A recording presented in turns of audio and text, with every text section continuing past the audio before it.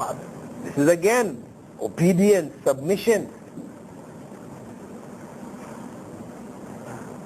So we can see in the essence of the Hajj, because basically the Hajj is commemorating that particular sacrifice, set of sacrifices of Prophet Abraham, which led to the building of the Kaaba,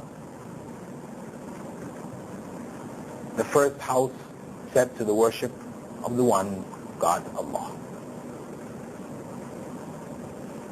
So, submission, obedience, the essence of ibadah, this is taught us in Hajj. Hajj for us, we know, combines all of the basic practices of Islam, which may be divided into physical acts that we do, like fasting, salah has physical aspects, and economic acts that we do, like giving of zakah, sadaqah. These are all combined in Hajj. Hajj is the essence. All of it is pulled together. That's why Allah asked us once in a lifetime. It is a major trial. And Prophet Muhammad ﷺ made one Hajj. And it's not to say you cannot make more than one. But he ultimately made one. Meaning there is nothing, no shame. The one can feel, oh, I only made one Hajj, so-and-so made two, or they made four. No, no. Prophet Muhammad ﷺ only made one. But the key is what? The quality of that one. Not how many we made, but whether we made that one that we made the way it was supposed to be made. And to do that, we must have knowledge. That's why it is very important before you set off. Because in our gathering here, I will not be able to go through and explain the whole of Hajj to you. There are books available, and I'm sure there are other lectures which will be arranged. Make sure you learn all of the details that you need to get to Hajj. So that you don't go there and are just following everybody else. You do what they did and then you come back and find out, no, I shouldn't have been doing that. It's not the way. We should know before we go. We should know that you don't fly into Jeddah and start to make your ihram from there. Examples. But people do. But Jeddah is inside of the miqat.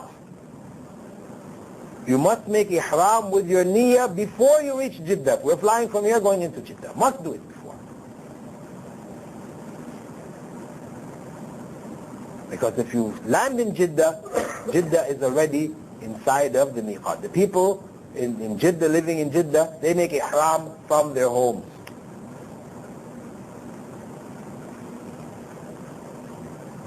Because they're inside of the miqat.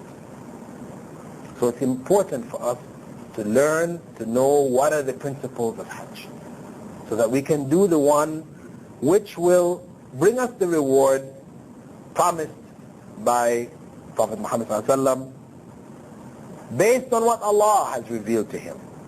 As we can find in both Sahih al-Bukhari and Muslim, Abu Hurairah also narrating the Prophet ﷺ said, Al-Umratu ila al-Umrati kaffaratun lima baynahuma. From Umrah to Umrah purifies us of the sins between the two. وَالْحَجُّ الْمَبْرُورُ لَيْسَ لَهُ جَزَاءٌ إِلَّا الْجَنَّةِ. And the Hajj which has been blessed, acceptable to Allah, has no other reward but paradise. That is the ultimate reward, paradise.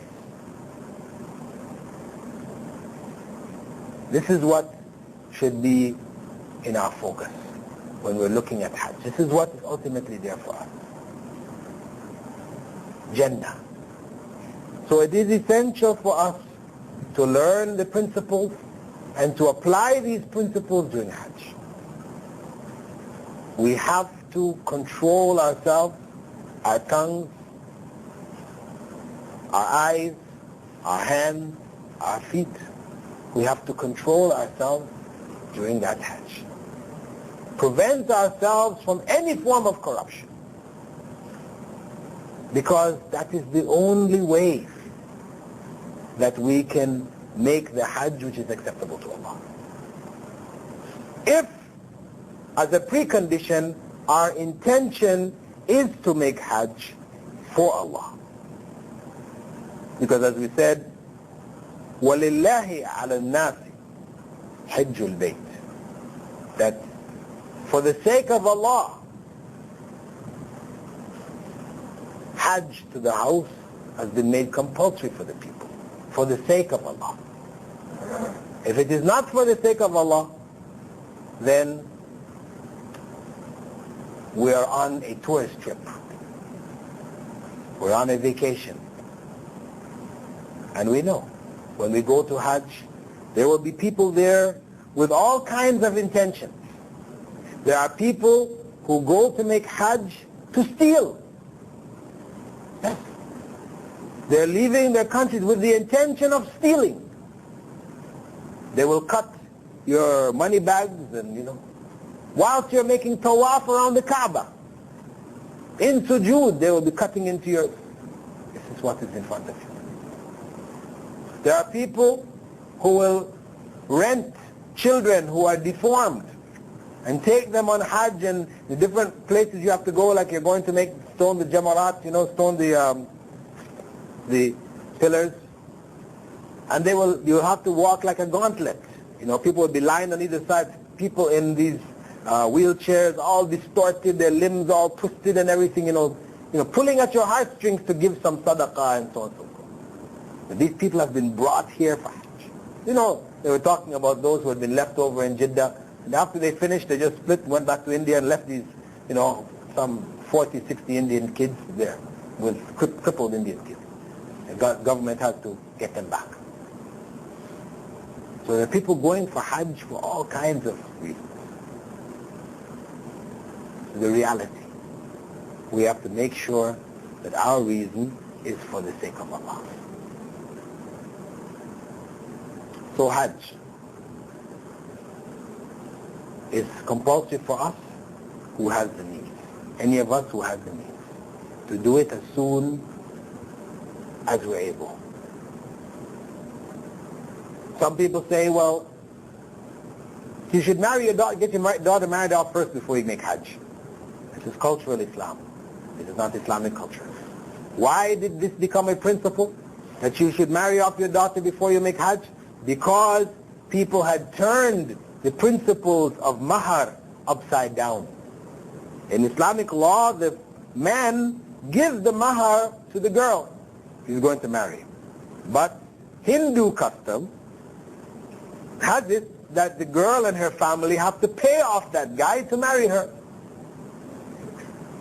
So, if you have a daughter and you want to get her married, you have to pay all this money. So if you go and make Hajj and use up your money, your daughter won't get married. So, you make sure your daughter gets married before you go make Hajj.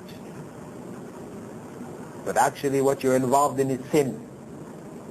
Because that practice of paying the men to marry your daughters is evil. It is an evil sunnah, a satanic practice against Islam. And the result of it is what? The bride burnings. Amongst the Hindus, how many brides are burnt every year? And similarly, amongst the Muslims, girls will be chosen based on how much money their family can give. You see? So this is the kind of husbands that you're finding for your daughters and your sisters. One is a gold digger, as we call them in the West, looking for maximum money. This is evil. And the only result is corruption. So Hajj should be done as soon as we have the means. And it should be done for the sake of Allah. We should not be going to Hajj owing people money, wherein we're actually using other people's money without their permission to go and make Hajj. No, we should clear our debt before we make the Hajj.